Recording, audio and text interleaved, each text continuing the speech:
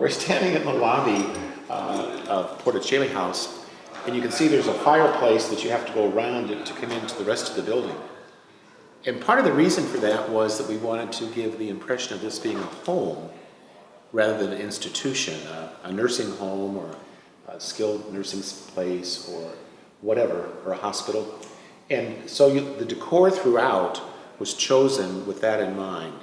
The furniture, the artwork, the colors in the rooms, all that was meant to make sure that it looked like a home rather than an institution.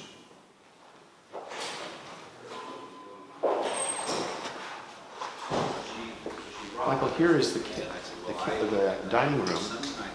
And the dining room was put here for the families of guests who are here.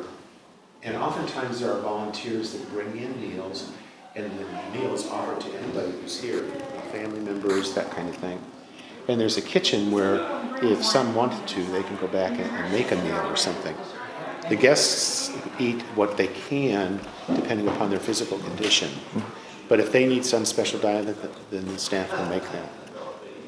And again, they tried to make this look more like a home than like a cafeteria. But I think they did a very good job.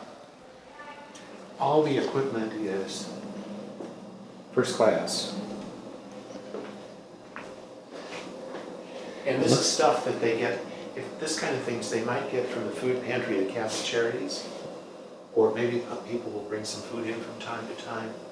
But most of the meals are brought in by families from different parishes. As you walk through the lobby and enter the main part of the house, the first room that you see right ahead of you is the chapel.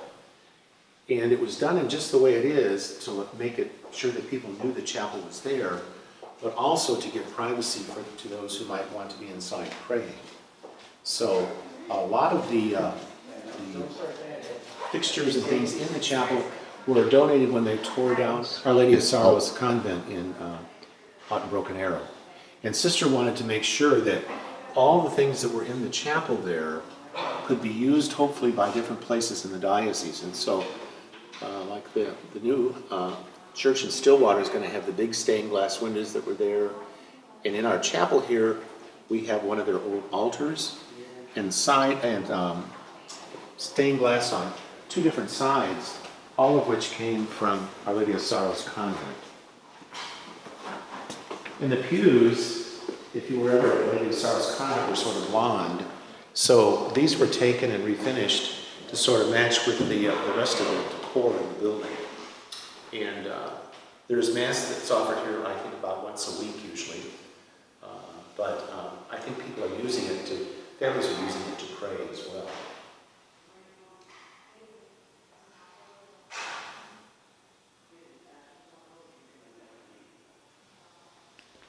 I love it. Sure.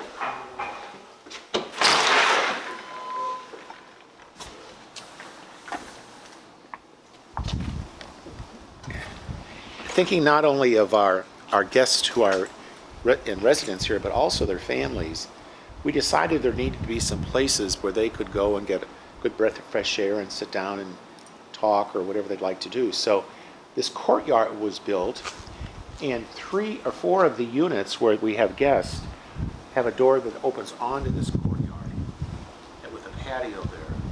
On the other wings of the building, they have the same thing, but they don't have this beautiful courtyard. They look at the parking lot and a couple of other places. But you can see even with this gazebo, what a nice place to come out of an afternoon when the weather tolerates it and just have some peace and quiet.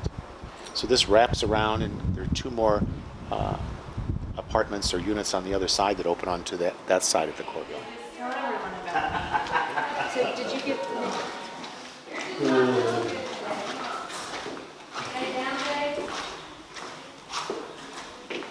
Here we go, Michael.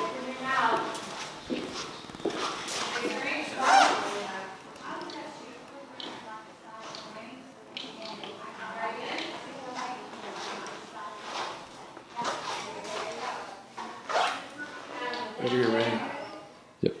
Go for it. Okay, this is a typical room. All the rooms in the building for the guests are identical, except that they're all painted different colors And the furniture even varies from room to room. You'll notice there's a hide-a-bed or a two-seater sofa that can be made into a hide-a-bed. And then each of the two rooms shares a large bathroom between the rooms. And then the door there and the windows go out to the courtyard that we were talking about earlier. So if the guest wants to have a brighter room, they can open the blinds and do whatever. Although if you were to walk around and look in most rooms, they're usually fairly dark by request or by choice. So here at Porta Caeli House, we have many religious items, and they are a reminder of the love that Christ has for each guest.